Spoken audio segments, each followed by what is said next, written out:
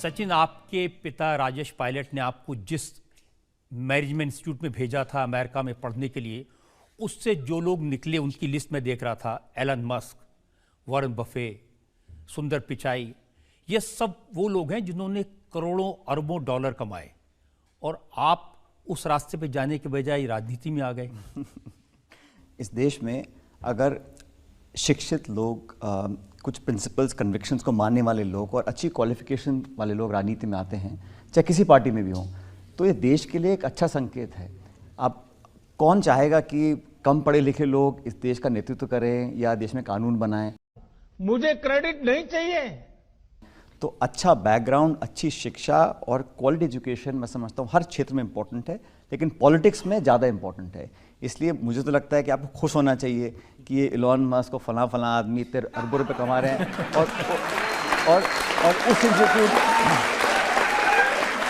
और उस इंस्टीट्यूट से जो शिक्षा मैंने ग्रहण करी है, कहीं ना कहीं कभी ना कभी जब मैं राजनीति में हूँ या सदन के अंदर हूँ, पार्लियामेंट में, विधानसभा में, सरकार में, कानून बनाने हैं, लेजिस्लेशन बनाना है, डिबेट करनी है, दुनिया के लोगों से बात करनी है, तो अच्छा पढ़ा लिखा व्यक्ति जाएगा, सबको अच्छा लगता है कि भाई हमारे देश में कोई अच्छा पढ़ने वाला व्यक्ति है। लेकिन इस अच्छे पढ़े लिखे व्यक्ति को स्ट्रगल नहीं करना पड़ा, धक्के नहीं खाने पड़े, पैराशूट से उतरे, सीधे पार्लियामेंट पहुंच गए।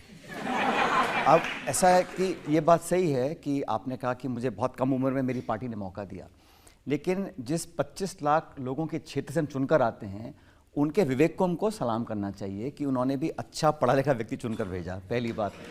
दूसरी बात, मैं क्योंकि मेरे स्वर्गीय पिताजी राजनीति में थे, तो उसका मुझे लाभ मिला कि मैं जब पहली बार चुनाव लड़ने गया, लोग मुझे जानते थे, लेकिन जब 5 साल के बाद मैं दोबारा चुनाव लड़ने गया, या थर्ड टाइम मैंने चुनाव लड़ा, या चौथी बार मैंने चुनाव लड़ा, तो लोगों ने मेरी रिपोर्ट कार्ड देखी, फिर तुमने क्या किया है, तुम किसके बेटे, भतीजे, देवते, पोते, अलग बात है, लेकिन आपने खुद क्या किया है। तो जो सेकंड या थर्ड या फोर्थ जो चुनाव लड़ता है और जीतता है, तो वो अपनी काबिलियत पे जीतता है। मुझे लगता नहीं कि आप रिश्ते निकालकर 3 या 4 बार चुनाव जीत सकते हो। पहली बार आपको मदद मिलती है उस दरवाजे में अंदर घुसने के लिए, लेकिन उसका दूसरा पहलू यह है रजत जी कि क्योंकि लोग आपको जानते हैं या आपको आपके नाम को जानते हैं, तो आपके परफॉर्मेंस को जज करते हैं कम से कम कि आपको अपने पिता या दादा या मामा नाना तक करना है या उससे बेहतर परफॉर्म करना है। तो एक बर्डन भी रहता है, एक प्रेशर रहता है, लेकिन उसको मैं अच्छा मानता हूँ।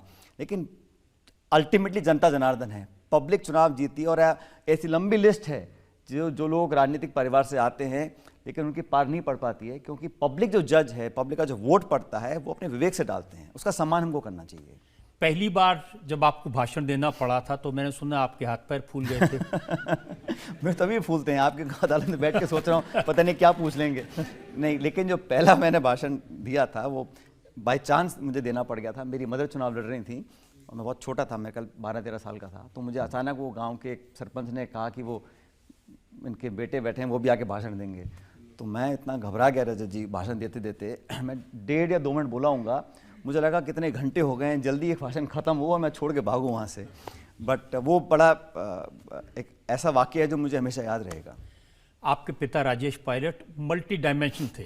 वो कश्मीर की राजनीति भी उतना इंटरेस्ट लेते थे जितना पंजाब के टेररिज्म में, जितना नॉर्थ ईस्ट में, और हर जगह और हर पार्टियों में उनके दोस्त थे, और उनकी महत्वाकांक्षा थी प्रधानमंत्री बनने की। तो आपके अंदर भी ऐसे कुछ सपने हैं, महत्वाकांक्षा है? देखिए, राजनीति में पद और पोस्ट अपने काम और मेहनत से मिलते हैं, लेकिन कब किसको क्या जिम्मेदारी मिलेगी ये हमारे हाथ में नहीं है।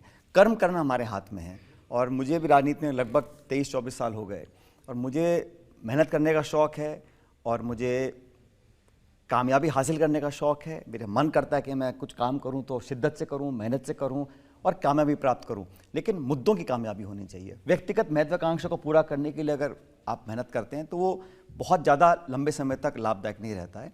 मेरी एम्बिशन यही है कि मैं मेरी पार्टी के लिए काम करूं, और आज हमारी पार्टी को बहुत ज़रूरत है मेहनत करने की, चुनावों को जीतने की, तो उस दिशा में अपना पूरा मैं फोकस। ये तो आप ठीक कह रहे हैं, पार्टी को ज़रूरत तो है बहुत मेहनत करने की। जनता में जरूर सवाल पूछना चाहते हैं, 1-2 सवाल अभी ले सकते हैं। राम मंदिर में रामलला की प्राण प्रतिष्ठा हो चुकी है, आप रामलला के दर्शन के लिए अयोध्या कब जाएंगे? जब मेरा मन करेगा मैं जाऊंगा, और कई बार जाऊंगा, लेकिन मुझे नहीं लगता कि उस मंदिर के लिए हमें कौन न्योता दे रहा है, कौन नहीं दे रहा, और कब जाना ना जाना ये और कोई मुझे बता सकता है, क्योंकि मेरा धर्म, मेरी पूजा, मेरा पाठ, मेरी आस्था ये मेरा व्यक्तिगत विषय है। मैं किस मंदिर में कब जाऊंगा ये निर्णय मेरा है। बुलावा आएगा, मैं पक्का जाऊंगा। और मुझे लगता है कि ये सोच और व्यापक बननी चाहिए, क्योंकि राम के बिना सृष्टि की कल्पना नहीं होती है। और राम किसी एक ही मंदिर में हो या एक ही क्षेत्र में हो ऐसा नहीं है। राम सबके हैं और हम राम के हैं, तो इसमें कोई विवाद होने की बात ही नहीं आती है। लेकिन सचिन, हमारे तो जीवन में शुरुआत ही राम राम से होती है। मुझे याद है राजेश पायलट तो जिसको मिलते थे सबसे पहले राम राम कहते थे। हम भी कहते हैं। आप ये जब मुलाकात होती है राजस्थान में गांव में किसी से, आप कभी जाके मिलिए, तो राम राम सा एक ऐसा एक ग्रीटिंग है जो हर व्यक्ति, हर जाति, हर बिरादरी का हर व्यक्ति बोलता है।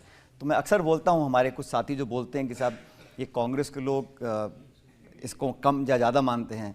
मैंने कहा सबसे ज़्यादा राम राम तो मैं करता हूँ, सुबह शाम हज़ारों बार करता हूँ। तो भगवान का नाम लेना तो अच्छा है, और जितना ज़्यादा उच्चारण करेंगे उतना बढ़िया रहेगा।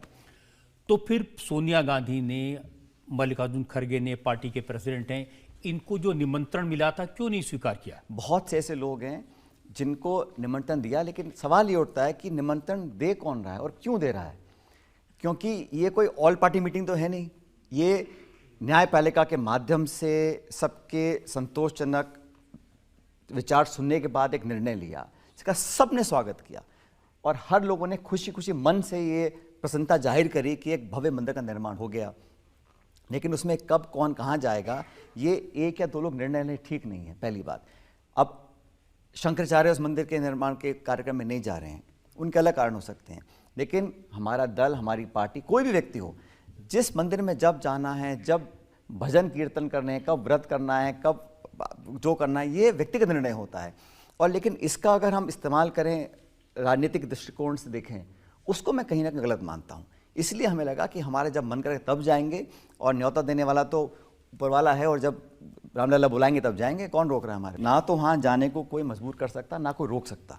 लेकिन ये जिस प्रकार से इसका पूरा एक मैनेजमेंट किया गया, सिर्फ और सिर्फ पॉलिटिक्स के नज़रिए से देखकर किया गया, तो तमाम ऐसे नेताओं को बुलाया गया, किसी को, मुझको तो इनवाइट नहीं किया, और ना मुझे न्योता चाहिए। मेरा जब मन करे तब जाऊंगा मैं तो, और डंकी की चोट पे जाऊंगा। कौन रोकने वाला है हमारे को? कांग्रेस के बहुत सारे ऐसे नेता हैं, प्रमोद कृष्णम हैं, ये लोग वहाँ गए, और इनका कहना है कि कांग्रेस पार्टी की लीडरशिप ने इस निमंत्रण को ठुकरा करके अच्छा नहीं किया, ये भगवान राम का अपमान किया। इसमें हमेशा दो राय होती हैं, कोई कहेगा अच्छा, कोई कहेगा बुरा।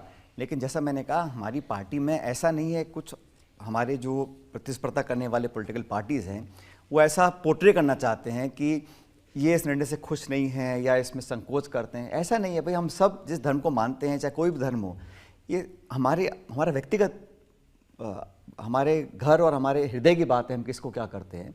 लेकिन इनविटेशन मुझे लगा कि जो था वो जिस प्रकार से प्रस्तुत किया गया, ना सिर्फ कांग्रेस पार्टी को लेकिन तमाम दलों को इनवाइट किया गया, बहुत कम लोग उसमें गए, क्योंकि इसमें कहीं ना कहीं राजनीति लोग दिखती थी उन लोगों को, इसलिए उन्होंने मना किया उसमें जाने से। अब मुझे बताइए कि उसमें सुपरस्टार रजनीकांत गए, उसमें अमिताभ बच्चन गए, आलिया भट्ट गई, कटरीना कैफ गई, ये राजनीति थी? उन लोग, देखिए ये तो ऐसा है उनकी, लेकिन जो 1,28,00,000 लोग नहीं गए या 128 करोड़ लोग नहीं गए, वो नाचते हैं सारे के सारे। भाई मैं पूछना चाहता हूं, इतने सारे लोग बैठे हैं, आप में से कोई न्योता आया किसी को जाने का? मुझे भी नहीं आया। लेकिन आलिया भट्ट और रणबीर कपूर को आया, तो ऐसा तो है नहीं कि वो ज्यादा हमसे, वो ज्यादा कंगना रनौत को भी आया, उनको भी आया। तो अब ये लिस्ट जो है कौन बना रहा है भाई? ये जो लोग बैठे हैं ये निमंत्रण के लायक नहीं है। तो फिर ये जो पक्षपात हो रहा है, ये क्यों हो रहा है? ये भाई, या तो आप इंडस्ट्रियलिस्ट हो, या आप एक्टर हो, या प्रसिद्ध व्यक्ति हो, तभी आप राम भक्त हो सकते हैं। उसमें दो चीजें थी सचिन, एक तो 4,500 साधु संतों को, और दूसरा अलग अलग क्षेत्रों में जिन लोगों ने कुछ अचीव किया उनको, क्योंकि प्राण प्रतिष्ठा का कार्यक्रम था। और उसके बाद तो आप देख रहे हैं आज जो रिपोर्ट्स आई हैं, रोज 2 लाख 3 लाख लोग जा रहे हैं। रजत जी, सिर्फ उस मंदिर में नहीं, हजारों मंदिर हैं, वैष्णो देवी है, तिरुपति है, लाखों लोग जाते हैं। लेकिन वहाँ निमंत्रण कौन दे रहा है? जब मन कर तब जाओ। इतने लोग बैठे हैं, मैं बैठा हूँ, हमको निमंत्रण नहीं आया, मुझे लगता है आपको जरूर आया होगा, इसलिए आप बोल रहे हैं। तो ये मेरा सिर्फ ये कहना है कि ये जो बैठ के जो टिक कर रहे हैं ना कि हाँ ना, इसको मैं गलत मानता हूँ। अच्छा ये बताइए कि राहुल जी जाएंगे या नहीं? क्यों नहीं जाएंगे? पक्का जाएंगे।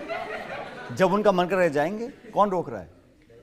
लेकिन ये दिखा के जाना, कैमरा वालों को पहले फोन कर दो कि ये जो है ये थोड़ा ज्यादा हो रहा है। देखिए ऐसा नहीं है की बात है, गांधी जी तो सबसे बड़े देश के महात्मा थे, नेता थे। उनका हर समारोह रघुपति राघव राजाराम से शुरू होता था। वो राम राम कहते थे, उनके तो अंतिम शब्द हे राम थे। महात्मा गांधी की बात आपने करी और आप बिल्कुल सही कह रहे हैं कि जो हर उनका कार्यक्रम होता था रघुपति राघव राजाराम बोलते थे। लेकिन आप पूरा कहिए, उनसे बड़ा कोई धर्मनिरपेक्ष इंसान दुनिया में नहीं रहा। ईश्वर अल्लाह तेरा नाम कहते थे, नहीं कहते थे? उसको आप एडिट कर देते हैं, उसको बोलना नहीं चाहते हैं इसलिए क्योंकि वो आज के नैरेटिव में सूट नहीं करता। लेकिन ये देश सबका है और इन लोगों को लगना चाहिए, कोई धर्म, कोई जाति, कोई बिरादरी। और वैसे ही इस देश में इतनी खाइयाँ बन गई हैं, अमीर गरीब की, गांव शहर की। तो मुझे लगता है कि हम सबको, इंक्लूडिंग आप जैसे प्रसिद्ध पत्रकारों को, ये चेष्टा करनी चाहिए कि 130 करोड़ के इस मुल्क को कैसे हम इकट्ठा जोड़ के रखें।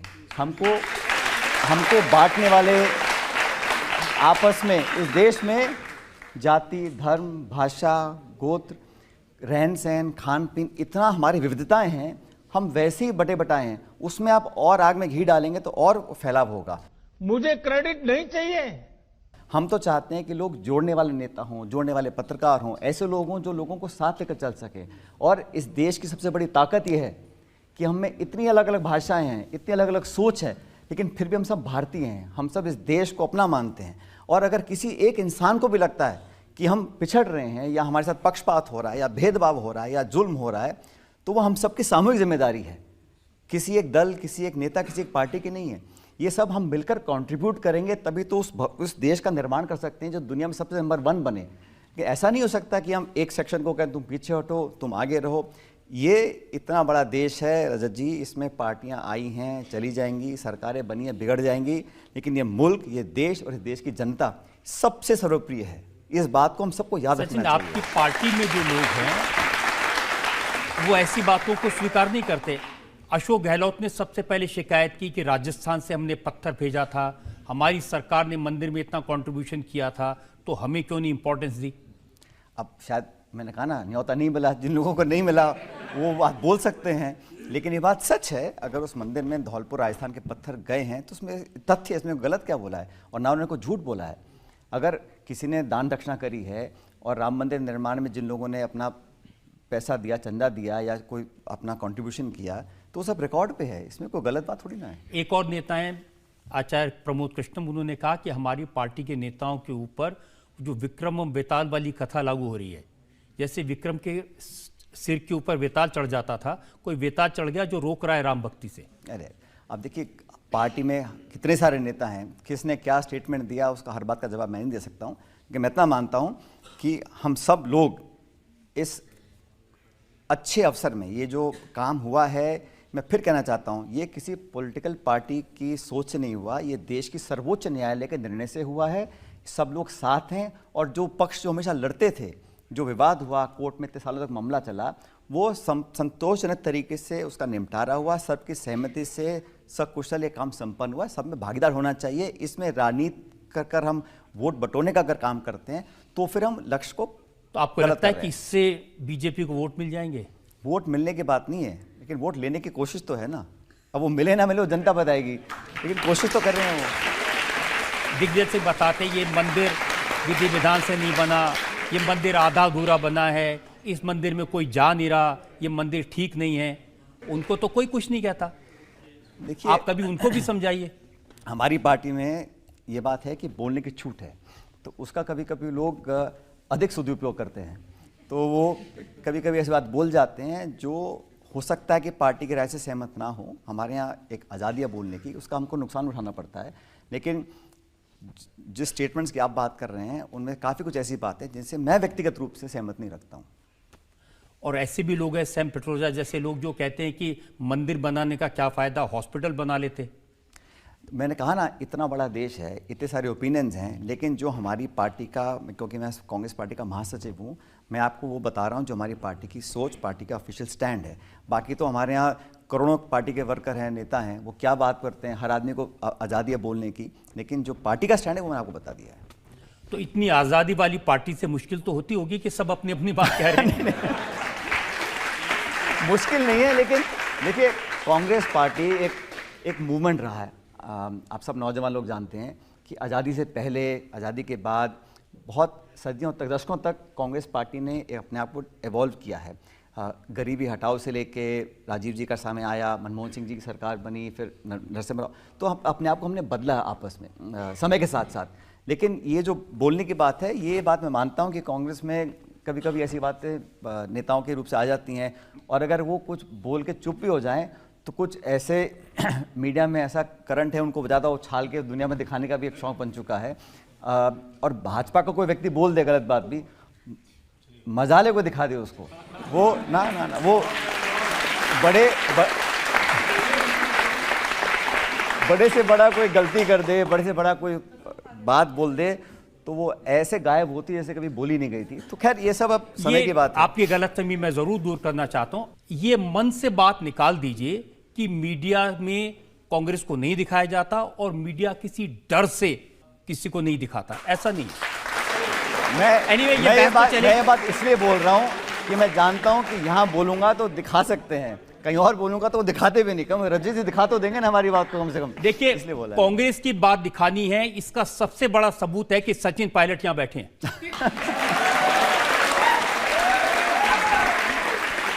कांग्रेस पार्टी की तरफ से बोलना चाह रहा हूं कि कांग्रेस पार्टी के अंदर कई नाकामियां हैं कि उन्होंने बाबरी मस्जिद का ताला खुलवाया क्रेडिट पाने के लिए, लेकिन आज क्रेडिट बीजेपी लेके जा रही है, ऐसा क्यों है?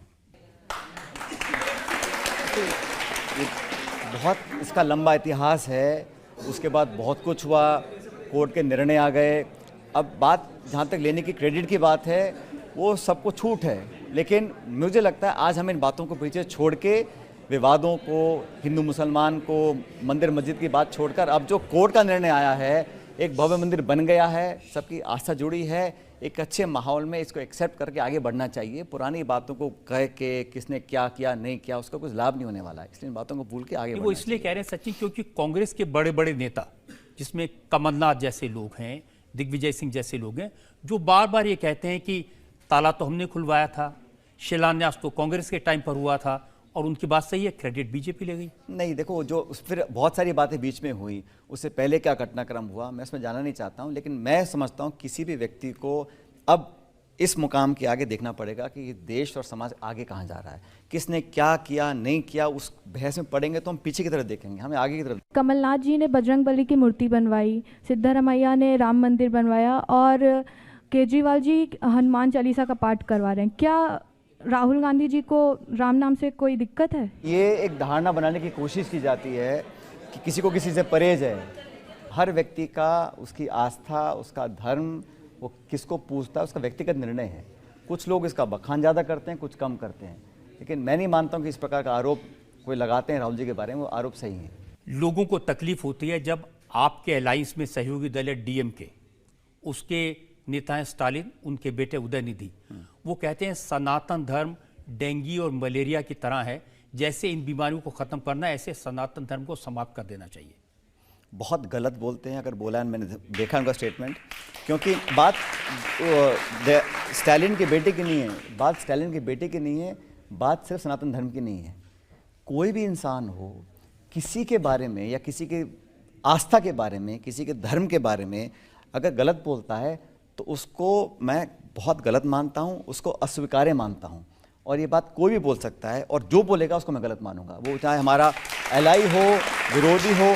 बल्कि मैं तो कहता हूँ जो लोग राजनीति में हैं, जो लोग संविधान की पद की शपथ लेके पदों पर बैठे हैं, उनको तो और केयरफुल होना चाहिए। आप अगर मंत्री हैं स्टेट गवर्नमेंट में और फिर आप ऐसी बात बोल रहे हैं तो बहुत गलत बोल रहे हैं, और जिम्मेदार लोगों को इस प्रकार के।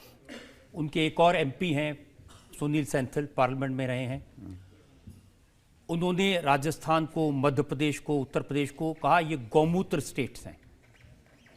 अब फिर मैं कह रहा हूँ, अब मुझे जानते नहीं कौन सा ये सांसद है, लेकिन अगर ऐसी बातें कोई बोल रहा सुनील है, सेंथिल उनका नाम है, डीएमके के मेंबर ऑफ पार्लियामेंट। नहीं तो अगर ऐसा बोल रहे हैं तो वो खुद का ही अपमान कर रहे हैं। वो अपमान, क्योंकि ना तो उनको समझ है और ना उनको शिष्टाचार की पहला उनको ज्ञान है कि किसी के बारे में, हम सब अगर एक ही देश में रहते हैं, अलग अलग राज्यों के बारे में टिप्पणी करना या किसी जातीय धर्म को अपमानित करना ये शोभा नहीं देता। लेकिन कभी भी कांग्रेस पार्टी की तरफ से आधिकारिक तौर पर, आज मैंने पूछा तो आप कह रहे हैं, लेकिन कभी भी ऐसी बातों को निंदा करना, कंडेम करना, ये नहीं किया गया। क्यों नहीं कि आप मुझसे पहले पूछते, मैं पहले कर देता। जो तमिलनाडु के नेता का नाम बता रहे थे, उन्होंने बोला होगा उनकी अपनी कुछ अलग पॉलिटिक्स होगी, लेकिन छोटे मोटे लक्ष्य हासिल करने के लिए हम किसी को अपमानित करें, अपशब्द बोलें, लोगों की भावना को ठेस पहुंचाएं, ऐसी सफलता का भी क्या फ़ायदा। और सफलता हासिल करनी है तो अपने कामों से करो। बल्कि मैं तो कहता हूँ, जो किसी की बड़ाई करके आप सफलता हासिल कर सकते हो, वो किसी को नीचा दिखा के नहीं कर सकते हो। आप मान सम्मान दो, आप अपनी लाइन लकीर लंबी खींचो, आप बड़ा दिल रखो, आप अपनी कभी कभी गलती होती है उसको स्वीकार कर लेना चाहिए। और मैं कहता हूँ रजत जी, बहुत विराट वृक्ष का दिल का व्यक्ति होता है जो अपनी गलती को मान सकता है। और राजनीति में अगर हम कभी कभी गलती करते भी हैं, इतना कलेजा होना चाहिए बोले कि हाँ मैंने गलती की है। लेकिन आजकल मैं देखता हूँ को मानने को तैयार ही नहीं है कि भाई हम सर्वगुण संपन्न हैं, हम तो कभी गलत कर ही नहीं सकते, गलत बोल ही नहीं सकते। ऐसा नहीं होता है। ये अच्छी बात कही आपने। सर, माहौल बहुत सीरियस हो गया है, तो एक लाइट सा क्वेश्चन पूछ हाँ, लेते हैं हाँ, बिल्कुल। आपसे कि आजकल हमने सुना है आप सिंगल हैं, तो आप इस पे क्या कहना चाहते हैं?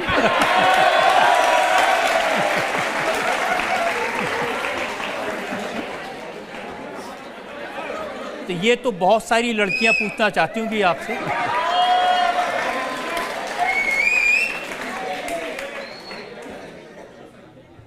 नहीं, आपने ठीक सुना है आपने। अब सचिन, विधानसभा चुनाव में कांग्रेस पार्टी की हार हुई। आपकी पार्टी के नेता कहते हैं कि अगर आप अशोक गहलोत से ना टकराते, दोनों मिलकर चुनाव लड़ते, तो शायद ऐसी हालत नहीं होती। देखिए, हम लोग चुनाव हारे, और हारे हम तीनों स्टेट्स में हैं, जिसका मुझे बड़ा खेद है और दुख भी है कि मध्य प्रदेश में, छत्तीसगढ़ में, राजस्थान में हम चुनाव हारे। और रजत जी, राजस्थान में 2023 में हमारे यहाँ 200 सीटें विधानसभा की, इस बार हम लगभग 70 सीट जीते हैं इस बार। और जो आपने आरोप लगाया कि मेरी वजह से टकराव है, और इल्ज़ाम ये लगाया कि अगर मैं ये करता, वो करता, सरकार बन सकती थी, तो एक मिनट के लिए मैं आपकी बात मान भी लेता हूँ अगर, तो 2023 के परिणाम आपने चर्चा करी। 2013 में हमारे 200 में से 21 एमएलए जीत कर आए थे, तब तो मेरा कोई योगदान नहीं था। उससे पहले 50 जीत कर आए थे। तो ये कहना बड़ा आसान है, और अगर हम चुनाव जीत जाते तो फिर हम क्या बोलते? तो अब आप श्रेय देते हमारे को कि आपने मिलकर लड़े। तो ये जो ऐसा है, इस चुनाव में हमने सब ने मिलकर मेहनत करी, और 30 साल से वहाँ पर 5 साल बीजेपी, 5 साल कांग्रेस। तो हम लोगों ने कहा कि इस पार्टी को तोड़ने के लिए हमें मेहनत करनी चाहिए। और हमारे कुछ इश्यूज़ थे, मैं इसको एक्सेप्ट करता हूँ, लेकिन हमने फिर बैठ के बात करी, और खड़गे जी, राहुल जी, हम सब बैठे, हम सब ने कहा कि भाई जो बीत गया सो बीत गया, आने वाले चुनाव में मिलकर लड़ेंगे। हमने पूरी मेहनत भी करी, लेकिन दुर्भाग्यवश हम लोग पब्लिक को कन्विंस नहीं कर पाए। लेकिन मैं बताना चाहता हूँ कि हमारा जो वोट प्रतिशत है वो कम नहीं हुआ है। हमारा लगभग 40% वोट है, और भाजपा से हम 1.5% वोट हमारी कम आई है इस बार। तो ऐसा नहीं है कि हम लोग चुनाव पूरी तरह हारे हैं, हमारा मनोबल नीचे है। ठीक है, हार जीत होती है, हम 70 जीत के आए 200 में से। और आपकी जानकारी के लिए बता दूं, चुनाव खत्म होने के बाद सरकार बीजेपी की बन गई। 3 हफ्ते के अंदर एक बाई इलेक्शन हुआ वहाँ पर, उपचुनाव। उस उपचुनाव में जो भाजपा के उम्मीदवार थे उसको बीजेपी ने मंत्री बना दिया, और जब चुनाव का परिणाम आया तो कांग्रेस वो सीट जीती 12,000 वोटों से। तो पब्लिक ने 3 हफ्ते के अंदर जनता ने दिखाया कि आप किसी को, वो उम्मीदवार एमएलए बने नहीं थे लेकिन मंत्री बना दिया उनको, फिर भी चुनाव हार गए। हम सब वहाँ कैंपेन करके आए थे और सब नेता गए थे। सचिन जी, कोई आज से नहीं है, जब अशोक गहलोत के बेटे वैभव वो लोकसभा का चुनाव हारे थे तो उन्होंने पब्लिक लिखा था सचिन से पूछना चाहिए ये कैसे हार गया। देखिए, वो उनके जो पुत्र हैं वो मेरे साथ, उनको मैंने अपनी कमेटी में रखा था, हमने काम भी किया था। दुर्भाग्यवश सभी सीट हार गए थे उस टाइम हम लोग। और जो आप कह रहे हैं ये मैंने भी आरोप सुना है, लेकिन ये आरोप आपका नहीं, आरोप उनका है, तो मैं जवाब देना नहीं चाहता हूँ क्योंकि आज सिर्फ आपके आरोप का जवाब दे रहा हूँ मैं। लेकिन अब हार जीत होती रहती है, लेकिन मुझे लगा कि वो जो उन्होंने उस टाइम कहा वो मुझे भी अटपटा लगा क्योंकि वो उनकी सीट थी। उस टाइम का अटपटा लगा, और अब जो कहा वो उन्होंने कहा कि सचिन पायलट पार्टी से बगावत करके अमित शाह की गोद में जाके बैठ गए। ऐसा उन्होंने नहीं कहा, ऐसा मेरे बहुत से विरोधी बोलते आए हैं। और क्योंकि सीज़न भी ऐसा है कि बहुत सारे लोग कांग्रेस छोड़ के भाजपा में जा रहे हैं, तो उन्होंने कहा लगे हाथ इसको भी आप इसमें आरोप लगा दो। लेकिन हकीकत यह है रजत जी, पिछले 23-24 सालों से मेरी पार्टी ने मुझे जो काम दिया है मैंने उस काम को किया है। और बीजेपी के दांत खट्टे कर किसी ने राजस्थान में किए हैं तो मैंने किए हैं। मैं जब अध्यक्ष था, हम लोग, मैंने कहा ना, हम 21 विधायक जीत कर आए थे 200 में से, 21 से 100 तक हम लोगों ने पहुंचाया।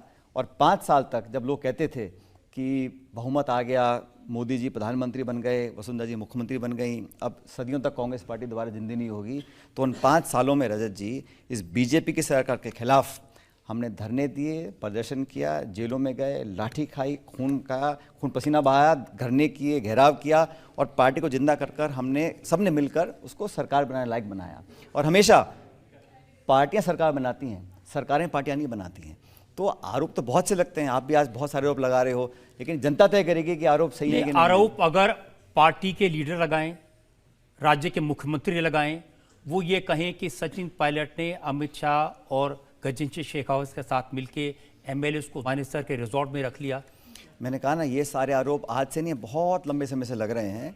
हकीकत यह है, लेकिन ले तो गए थे आप 18 एमएलए को। हम लेके नहीं गए थे, हम सब मुद्दे को लेकर दिल्ली आए थे नेतृत्व परिवर्तन करने के लिए। और हमारी बात को पार्टी ने सुना, पार्टी ने कमेटी बनाई, उन बातों को सही माना, उस पर कार्रवाई करी, और फिर जिन लोगों की आप बात कर रहे हैं उन लोगों को मंत्री बनाया सरकार के अंदर, उनसे काम हम लोगों ने करवाया। और हम लोगों ने, मैं नहीं बनना चाहता था, मैं वही कहा ना, पद की अगर इतना मोह और प्रेम होता तो बहुत पहले ले लेते, लेकिन कुछ इश्यूज़ को लेकर हमने स्टैंड लिया था, और इश्यूज़ पे मैं आज भी कायम हूँ। हमारी सरकार थी, मुझे लगा कुछ ऐसे इशू हैं जिस पर हम लोगों को और कार्रवाई करनी चाहिए। नौजवानों के इश्यूज़ हैं, पेपर लीक के इश्यूज़ हैं, जॉब्स के इश्यूज़ हैं, और हमारी सरकार में अगर कार्यकर्ताओं के साथ मुझे लगा कि हम और उनको बढ़ावा देते, उनको और हम मान सम्मान से रखते, तो हो सकता है कि और अच्छे परिणाम हमारे आते। सचिन जी, आप कैसे भूल जाएंगे मुख्यमंत्री अशोक गहलोत ने कहा ये निकम्मा है, नकारा है, सचिन पायलट कोई काम नहीं कर सकता। उन्होंने क्या कहा, आपने ये बात बोली, लेकिन आपने इस बात पर ध्यान दिया कि मैंने कुछ नहीं बोला। मैंने अपने मुंह से आज तक किसी के बारे में ऐसे शब्दों का प्रयोग नहीं किया जो मैं उचित नहीं मानता हूं। अब किसी और ने क्या बोला नहीं बोला आप उनसे पूछ सकते हैं, लेकिन ये सब बातें अब पुरानी हो गई हैं। अब जो रात बीत गई, बात गई, उसको छोड़ देना चाहिए, आगे की तरफ जाना चाहिए। जनता हमसे लोग सवाल पूछना चाहते हैं। मेरा प्रश्न सर आपसे ये है कि आपने जो कॉपी लीक पे उस पर बहुत ज़ोर शोर से मुद्दे को उठाया था, तो उस पर हुआ तो कुछ नहीं, और जो प्रदेश के युवा थे वो ऐसे ही नाराज़ हो गए, तो इस पर आप क्या कहना चाहेंगे? नहीं, कार्रवाई हुई थी, एक जांच गठित हुई थी, उसके ऊपर स्पेशल इन्वेस्टिगेशन टीम उसकी जांच कर रही थी, और कुछ लोगों को पकड़ा था। मेरा ये कहना था कि जो छोटे मोटे दलाल हैं उनको पकड़ने की बजाय हम उन लोगों तक पहुँचें जो हो सकता है इस पूरे षड्यंत्र के मास्टरमाइंड हों, वो चाहे अधिकारी हों चाहे प्रभावशाली लोग हों, वहाँ तक वो जांच पहुँचनी चाहिए थी। ये मांग मैंने रखी थी। अब जो नई सरकार बनी है, इससे आप ये मांग करेंगे? आप तो अब विरोधी दल में हैं कि पेपर लीक की जांच होनी चाहिए। जांच चल रही है, लेकिन मैं तो चाहता हूँ इसकी तह तक पहुँचना चाहिए, और लोगों के अंदर विश्वास पैदा होना चाहिए कि हमारे एग्ज़ाम्स, हमारे पेपर लीक नहीं होंगे। हमारे यहाँ जो एक धारणा बन जाती है नौजवानों के अंदर कि हमको न्याय नहीं मिल पाता, वो बहुत फ्रस्ट्रेटिंग होती है। उस धारणा को ख़त्म करना पड़ेगा। लेकिन जो नई सरकार बनी है ये कार्रवाई करे, ठोस कार्रवाई करे, लेकिन प्रतिशोध की भावना से ना करे। ये सिर्फ कांग्रेस को बातों से हमेशा ही लगता रहा है कि जैसे अशोक गहलोत कुछ लोगों को बचाने की कोशिश कर रहे थे और आप उनके बारे में बार बार कह रहे थे। नहीं, मेरा किसी का व्यक्तिगत मेरा झगड़ा किसी से नहीं है, और जांच मैंने कहा हो रही थी, कुछ एक लोगों को पकड़ा भी गया था, लेकिन मैं चाह रहा था कि भाई जो लोग बिग फिश है वहां तक पकड़ना चाहिए उन लोगों को। सर आपके इंटरनेट पे एक वीडियो है जिसमें आपने 51 मीटर लंबा साफा सिर्फ 2 मिनट में बांध लिया था, तो मैं चाहती हूँ कि आप एक बार यहाँ पे फिर से वो करके दिखाएं। Please sir.